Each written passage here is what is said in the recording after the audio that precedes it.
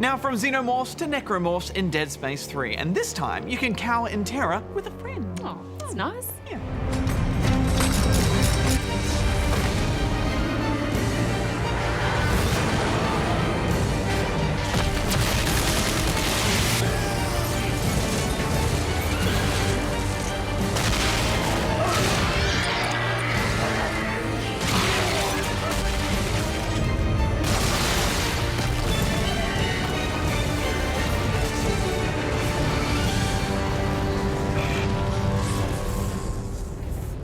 Dead Space 3 continues the story of Isaac Clarke and the mysterious markers.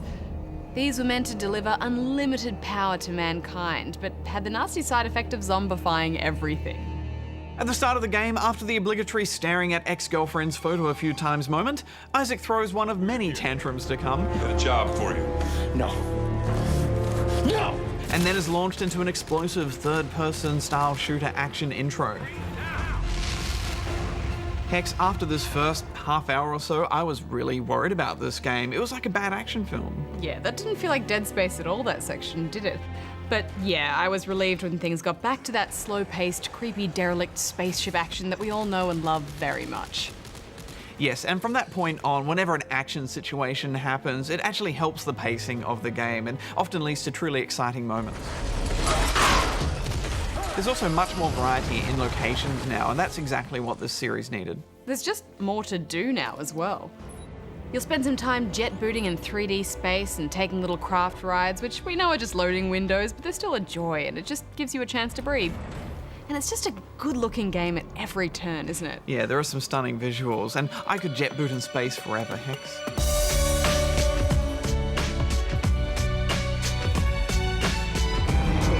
Okay. There we go.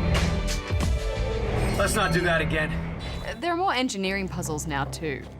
Apparently, Isaac is the only one who can solve this complex space engineering degree-worthy puzzle, and sometimes the gaminess of them doesn't quite gel with the awesome, rickety, hardcore sci-fi feel the rest of the game has. I see it! Yeah, I wish the puzzles were more like Fallout hacking as opposed to a Wii minigame. But they don't repeat themselves that much. In fact, there's not much repetition in this game at all. Yeah, well, you do get your fair share of necromorph waves busting out of vents, though.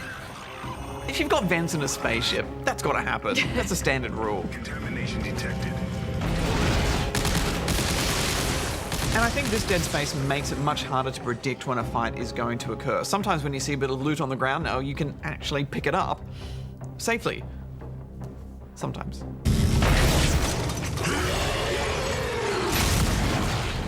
Audio adds much to the atmosphere as well. I just love the dramatic difference from the very quiet plodding around space to mechanical doors or the very loud sounds of necromorph screams constantly assaulting your senses. And when necromorphs get up close, it's always a controller-intensive experience. Get off, get off, get off, get off, get off! One thing I've only just realized is how important it is to have the camera always anchored to Isaac, no matter what he's doing, whether he's climbing up a ladder or being squeezed out of a giant necromorph sphincter. You're always there with him going through that moment, and that just makes everything feel much more connected.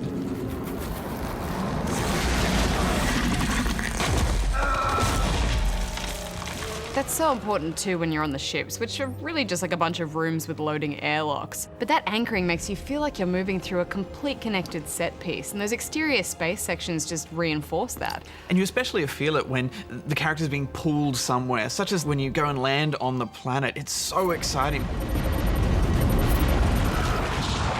The ice planet is a cruel, harsh place, and quickly you'll crave the warm belly of a Tauntaun.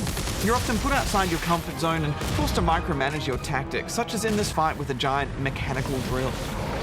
Back up! Get out of the way! Even though there's not many new enemy types, they all seem a bit faster, and I found myself using stasis a lot more, and that really adds to the pressure in a fight when they're slowly moving towards you and you're trying to reload. Ugh.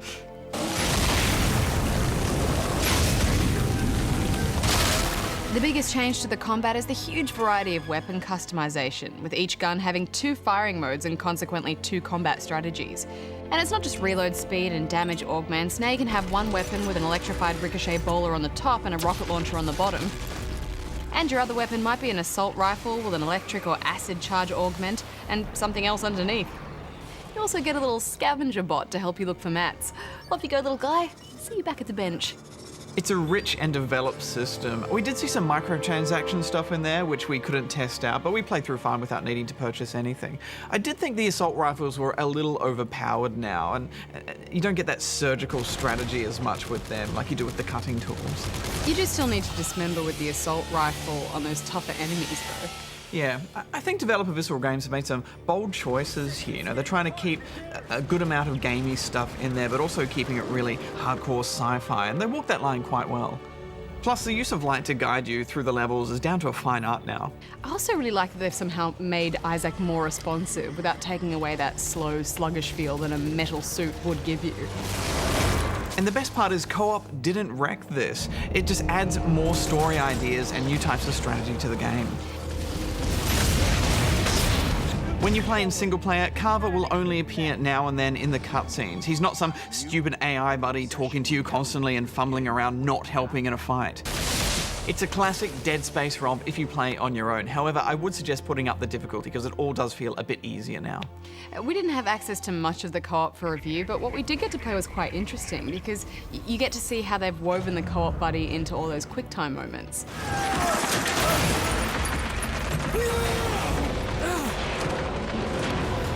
I want all co-op games to do this from now on, Barjo. I mean, how many great co-op games are just hampered by AI partners that can't shoot anything? Yeah. In fact, my only real criticism of this game, besides the horrible first half hour, is that there's not much character development you actually care about. Isaac just spends half of his dialogue talking about his ex-girlfriend and beating chess with the jock that's dating her. I never gave up on you. Oh no, you get up on the world. This mission needs him. We need him or you need him? Hey, you got something to say to me, Captain? Stop, just stop. At least they've tried to put some sort of emotive storyline in there, and it does add a lot of conflict to the conversations. And, you know, maybe Isaac just has a lot of feelings. I knew you were too stubborn to die. There's no time for feelings in space. The human race is ending. There are zombie necromorph things everywhere. Focus, Isaac. You've got things to do. To me, it just felt a little bit out of place. I could use a change of scenery. You know, it was interesting playing both this and Aliens Colonial Marines together because they both have such similar elements and themes, co-op, horror, space, yet it's easy to see how Dead Space just does this so much better. I had a great time. I'm giving it 9.5. Yeah, it's my favorite Dead Space yet. I'm giving it 9.5 too.